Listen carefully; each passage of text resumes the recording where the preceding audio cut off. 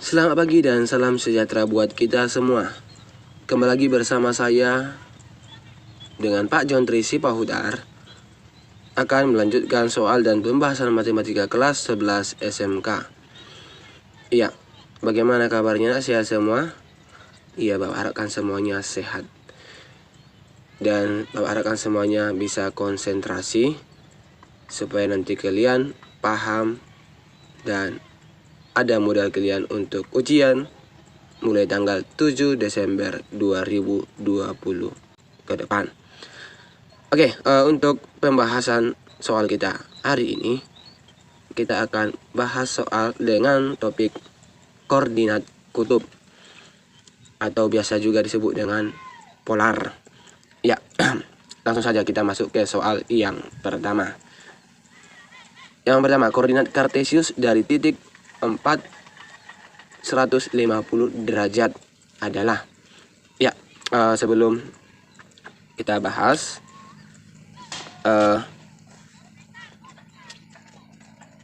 Bapak ingatkan kembali materi yang sudah kita bahas sebelumnya, yaitu koordinat kutub. Bahwasanya letak suatu titik bukan hanya digunakan dengan menggunakan koordinat kartesius saja, tapi juga dengan koordinat kutub. Nah, bentuknya seperti apa koordinat kutubnya? Nah, seperti ini. Ini dia koordinat kutub ini ya. Ini koordinat kutub. Nah, yang diminta koordinat kartesius. Jadi kita diminta di soal ini mengkonversikan koordinat kutub atau polar menjadi koordinat kartesius. Iya, itu dia masuk dari soal nomor 1 ini. Iya, namun sebelumnya coba kita buat dulu apa yang diketahui dari koordinat kutub yang ini. Ya, ini koordinat kutubnya. Yang ini, oke, itu disebut juga dengan jari-jarinya. Jadi jari-jarinya 4, sedangkan yang ini itu sudutnya. Saya simbolkan dia alfa. 150 derajat ya. Oke. Maka yang ditanya itu adalah berapa titik koordinat kartesiusnya. Berapa dia X-nya dan berapa dia Y-nya. Itu yang harus kita cari. Nah, rumusnya harus diingat nak ya, jangan lupa. Rumusnya apa? Ya, untuk mencari titik X-nya, maka kita gunakan rumusnya R kali cos alfa. Sedangkan untuk mencari Y-nya, R kali sinus alfa. Jangan lupa nak, untuk rumusnya nih, yang harus kamu ingat. Enak ya? Oke, langsung saja kita masukkan R-nya berapa? R-nya 4 kali cos alfanya 150 derajat. Oke. Nah, coba dulu yang ini perhatikan. Cos 150 derajat. Berapa itu nak? Cos 150 derajat. Iya.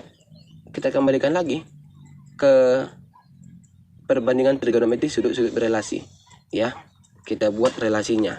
Berarti kan sama dengan 4 kali cos 150, dia masuk kuadran ke berapa itu nak?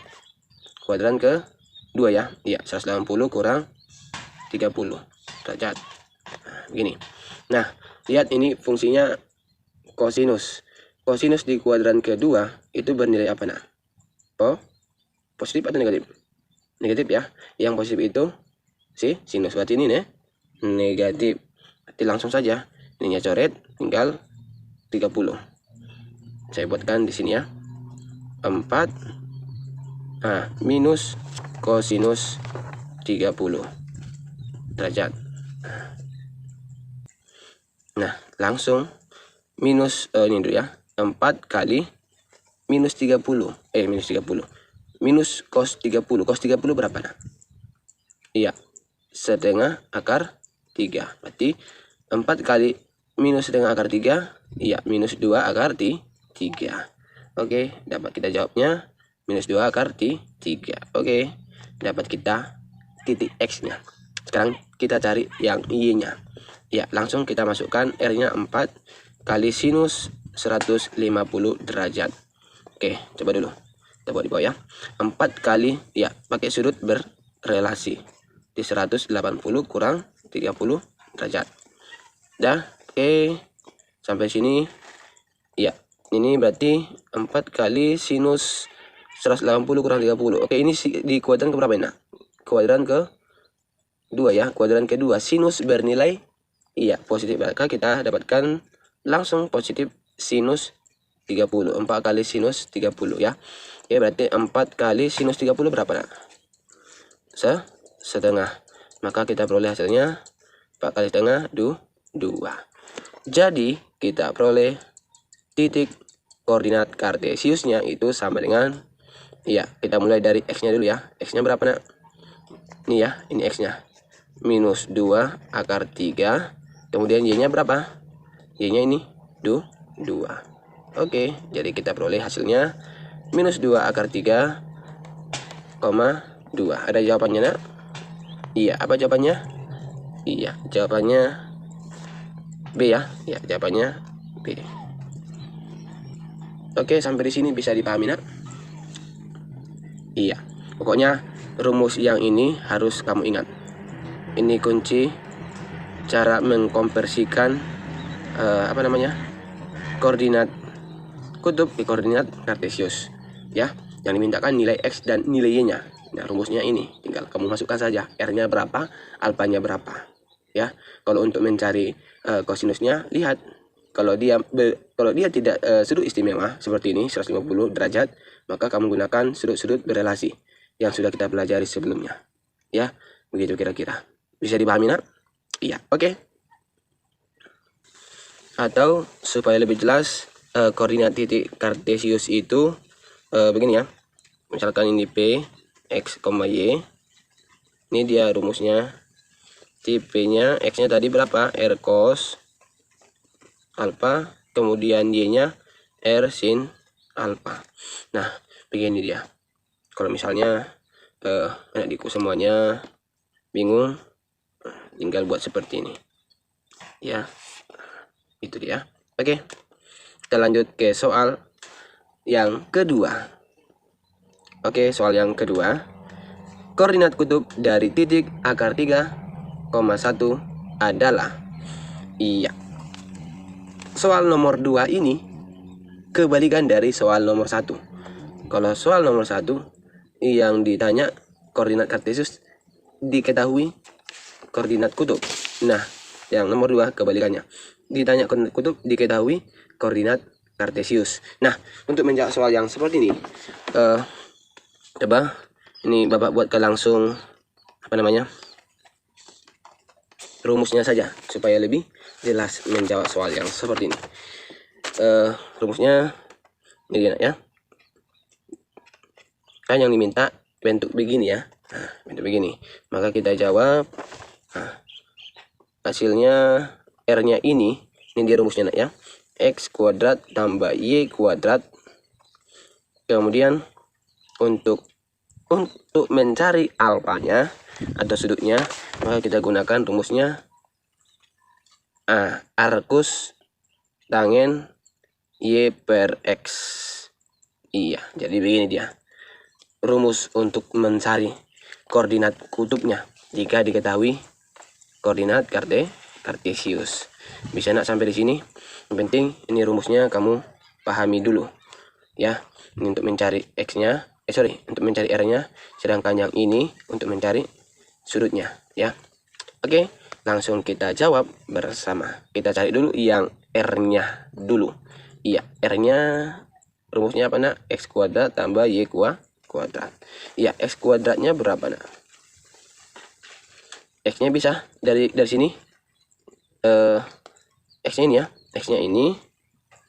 Y-nya ini. Maka kita peroleh X kuadrat berarti akar 3 kuadrat tambah 1 kuadrat. Bisa nak sampai sini? Bisa ya? Oke. Berarti akar 3 kuadrat 3 tambah 1 4. Berarti akar 4 sama dengan 2. Kita dapatkan R-nya sama dengan 2. Oke, sekarang kita mencari nilai alfanya. R-nya kan sudah dapat. R-nya 2, sekarang tinggal alfanya. Nah, rumus untuk mencari alfa atau sudutnya itu sama dengan arcus tangen Y per X. Oke. Sama-sama kita kerjakan. Saya geser dulu ya. Nah, oke. Kita cari alfanya. Oke. Rumusnya arcus tangen Y per X ya. Ingat, arcus tangen Y per X. Oke, kita masukkan arcus tangen Y per X. Y-nya berapa nak? Y-nya 1. X-nya akar 3. Iya. Oke, sampai di sini. Iya. Sepertiga seper akar 3 itu kan sama dengan sepertiga akar 3. Sepertiga akar 3. Kalau dirasionalkan itu hasilnya seperti ini ya. Sebelumnya kan sudah pernah merasionalkan bentuk akar dari pelajari waktu kelas 10 kemarin ya, jangan lupa ya. Oke. Maka hasilnya ini berapa nak? Arcus tangen sepertiga akar 3. Ngerti masuk arcus ini nak? Itu seperti begini.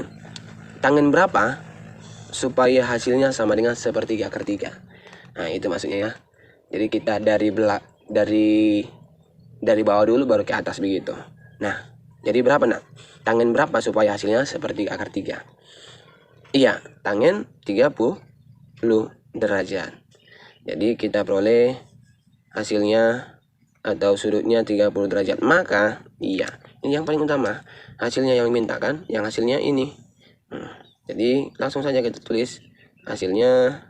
Jadi hasilnya R, alfa. R-nya 2, alfanya 30 derajat. Iya, hasilnya ini. Kita peroleh hasilnya 2,30. Ada jawabannya nak di option? Iya, pasti ada dong. Masa tidak ada? Iya, jawabannya mana? Jawabannya C. Oke. Bagian mana nak? Bisa dipahami yang Bapak sudah sampaikan? Jelas toh? Gampang ya? Iya, tidak ada susahnya. Selagi kita paham dengan rumus-rumusnya, Bapak yakin kamu bisa menjawab soal-soal ini dengan mudah ya. Apalagi kalau sudah belajar dan sudah konsentrasi dengar penjelasan dari Bapak yakin kamu bisa pahami dan bisa mengerjakan soal-soal ujian nantinya. Oke. Sekian pertemuan kita dengan membahas soal-soal untuk topik koordinat kutub atau biasa disebut dengan polar. Oke. Sampai jumpa di video-video saya berikutnya bersama Pak Jontri Sipahutar. Kita belajar matematika mudah dan menyenangkan. Oke, sampai jumpa. Selamat pagi.